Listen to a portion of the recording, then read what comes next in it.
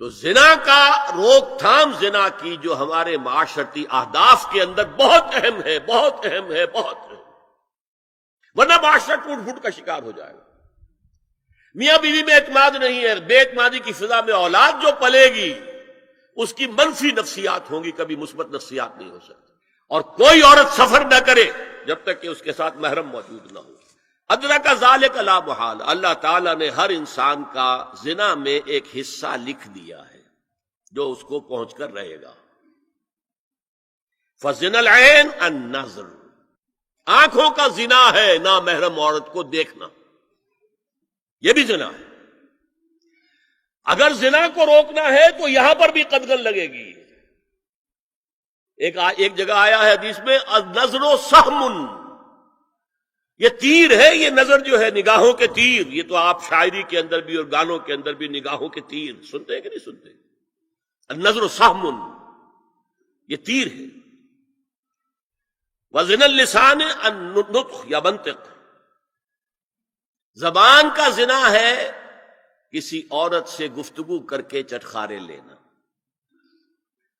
عورت کی آواز میں بھی ایک لوچ ہے، حسن ہے، اللہ تعالیٰ نے اسے سراپا ایسا بنایا ہے کہ مرد کے لیے اس کی ہر شے کے اندر اٹریکشن ہے، اس کی آواز میں اٹریکشن ہے۔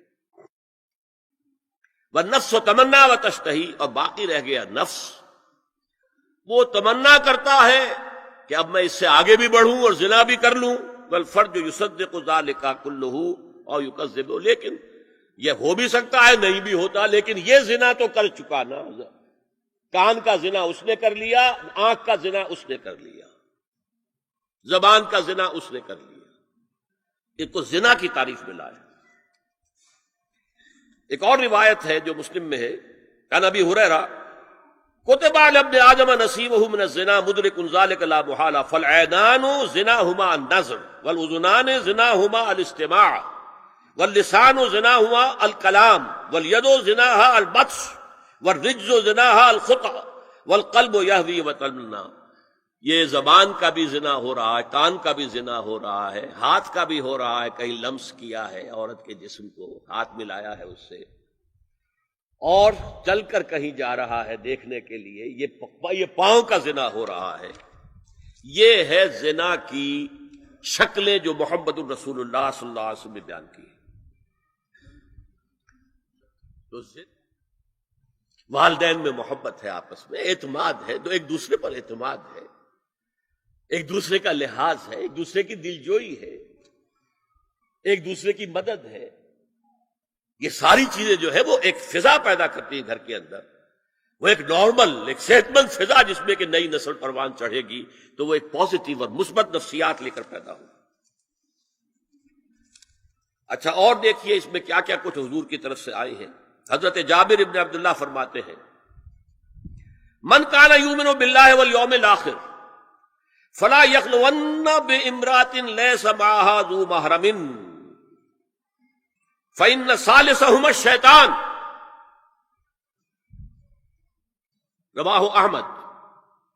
دیکھو، جو شخص بھی اللہ پر اور یوم آخر پر ایمان رکھتا ہو وہ کبھی کسی اجنبی عورت کے ساتھ خلوت میں نہ رہے، ملاقات نہ کرے جس کے ساتھ کہ اس کا کوئی محرم شامل نہ ہو۔ کوئی عورت آئی ہے آپ سے مسئلہ پوچھنے کے لیے، اس کا باپ، اس کا بیٹا، اس کا بھائی، اس کا شوہر ساتھ ہونا چاہیے، اکیلے نہیں، اس لیے کہ ثالثہما الشیطان۔ جہاں یہ ایک مرد اور ایک عورت جو ایک دوسرے کے لیے نامحرم ہے، جب ملیں گے تیسرا وہاں شیطان موجود ہوگا۔ اسی طرح حضرت ابن عباس کی روایت ہے لا یخلون رجل بامرأۃ الا ومعها ذو محرم ولا تسافر المرأة الا مع ذی محرم۔ کوئی مرد کسی عورت کے ساتھ خلوت میں نہ ہو، اکیلے نہ ہو، مگر یہ کہ اس عورت کے ساتھ اس کا محرم موجود ہو۔ اور اب آئیے چھٹی بات، اسلام میں جو اصلاح کی گئی ہے مختلف میدانوں میں، اس کے دو اصول ہیں۔ نمبر ایک، تدریج سے اصلاح ہوتی ہے، ایک دم نہیں۔ نمبر دو، اصلاح کا عمل گھر سے شروع ہونا چاہیے۔ Charity begins at home. اب میں مثلا مثال دے رہا ہوں. دیکھیے شراب کی حرمت کے ضمن میں 3 درجوں میں حرمت ہوئی ہے. سورہ بقرہ میں فرمایا گیا یسألونک عن الخمر والمیسر قل فیہما اسم کبیر ومنافع للناس واسمہما اکبر من نفعہما. بات ختم. اے نبی یہ آپ سے پوچھ رہے ہیں شراب اور جوئے کے بارے میں. سے کہہ دیجئے ان دونوں میں بہت بڑے گناہ کی بات ہے، اگرچہ لوگوں کے لیے کوئی نفع بھی ہے، لیکن ان کا گناہ نفع سے بہت بڑھ کر ہے. اشارہ دے دیا. بہت سے صحابہ نے اسی آیت پر شراب نوشی ترک کر دی. جو معلوم ہوا وچ وے دی ونڈ از بلوئنگ، اب ہوا کا رخ کیا ہے، کہاں جا رہی ہے ہوا. پھر آگے سورہ نساء میں آیت آگے وَلَا تَقْرَبُوا الصَّلَاةَ وَأَنْتُمْ سُكَارَىٰ. دیکھو اگر تم نشے کے اندر ہو شراب کے تو نماز کے قریب مت جاؤ. پتہ نہیں تم کیا کہنا شروع کر دو، تو غالب کی عشقیہ غزلی پڑھنی شروع کر دو کھڑے ہو کر، کیا پتہ. ایک اور مل گیا پوائنٹر. نماز جیسی شے سے روکنے والی شے جو عماد الدین ہے وہ تو بہت بری شے ہوئی. بہت سے لوگوں نے اس کے بعد چھوڑ دی.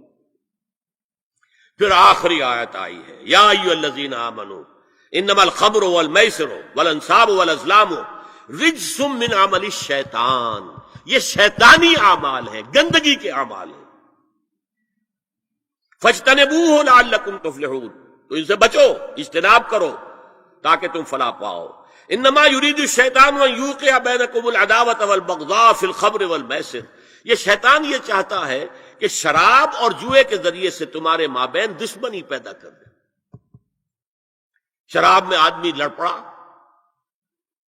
جوئے کے اندر بھی ہارتا ہارتا ہارتا آخر کھڑا ہو جاتا، مار پیٹ کے اوپر تیار، ہلاک کرتا. فرمایا کہ انما یرید الشیطان ان یوقع بینکم العداوۃ والبغضاء فی الخمر والمیسر ویصدکم عن ذکر اللہ وعن الصلاۃ فہل انتم منتہون. اب باز آتے ہو کہ نہیں؟ یہ بڑا دھمکی کا انداز ہے. اب کچھ لوگ کیا کہتے ہیں جی یہاں پہ حرام کا لفظ تو نہیں آیا، انا للہ و انا الیہ راجعون. حل انتم منتہون، باز آتے ہو کہ نہیں؟ اس سے زیادہ روکنے کا کوئی معاملہ ہو سکتا ہے؟ اور حدیث میں اندر اصول آ گیا ما اسکر کثیرہ فقلیلہ حرام. جو شے اگر زیادہ مقدار میں ہو اور نشہ لے آئے تو اس کی چھوٹی مقدار، تھوڑی مقدار بھی حرام ہے. شراب کا ایک قطرہ بھی حرام ہے. يا رب فاجمعني بكل الصحب والأحباب واكتب لنا أن ندخل الجنات بالريان.